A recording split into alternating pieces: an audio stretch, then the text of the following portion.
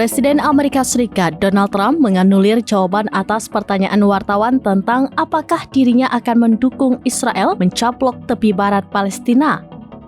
Trump justru memberikan analogi yang tidak biasa tentang ukuran negara tersebut.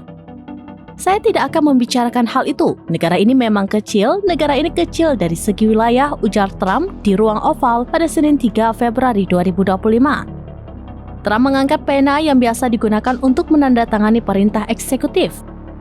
Ia mengibaratkan pena itu seperti Israel, sementara meja di depannya adalah Timur Tengah.